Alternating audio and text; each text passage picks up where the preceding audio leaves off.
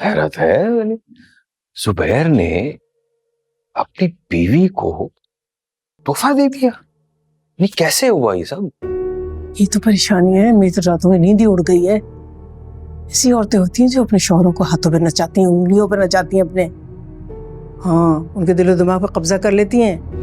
जरा नजर बचती है तो वो उनको काबू करने के लिए लग जाती हैं। अरे अम्मा, मसरूफ रखा करें अपनी बहू को, और जुबैर के साथ वक्त गुजारने की मोहलत ही ना दे। हाँ, अरे मैं कौन होती हूँ भला? तुमने देख ही लिया, कितनी देर हो गई मैंने चाय के लिए कहा है, उसे एहसास है? देख रहे ना अम्मा, यानी 1 घंटा पहले कहा था आपने और आप अब तक खामोश बैठी हैं। यानी इतनी ढील देंगी तो फिर तो हो गया ना काम। और सिद्रा भी आपको ऊपर से समझाती नहीं है।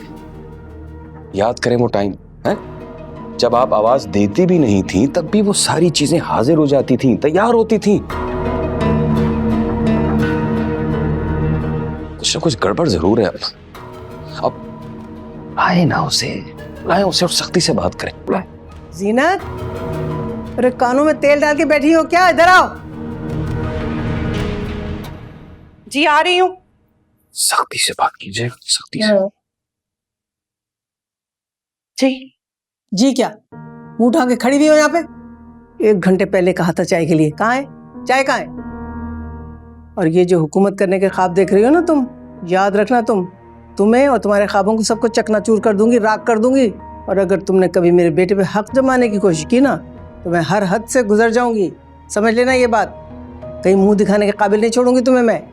हद हो गई है भाई, जवान कुंवारी नंद घर में बैठी रही है, 2 बच्चियों की माँ हो खुद तुम, और इस तरह से घूम रही हो तुम, है? कोई शर्म गैरत है कि नहीं? ये सब गोल के पी गई। 2 टके की औकात में हुकूमत करने के ख्वाब देखती है। माँ छोड़ चल जाने दे। नहीं, बिल्कुल नहीं छोड़ूंगी मैं। इसका फायदा इसी में है कि मेरी बात समझ लेगी। मेरे बेटे को कोई कमी है लड़कियों की? नहीं। एक से एक बढ़ के दुल्हन ला सकती हूँ मैं उसके लिए। अरे ये तो मेरा बड़ापन है कि बेसहारा समझ के बर्दाश्त कर रही हूँ उसे, वरना कब का कान पकड़ के बाहर निकाल चुकी होती।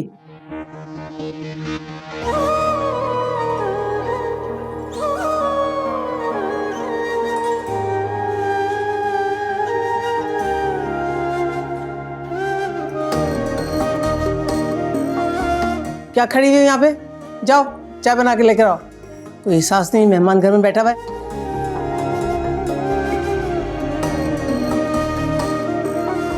बिल्कुल सही किया आपने, बिल्कुल सही किया। इसी तरह सख्ती करनी है आपको, पकड़ के रखना है। सही कह रहा है।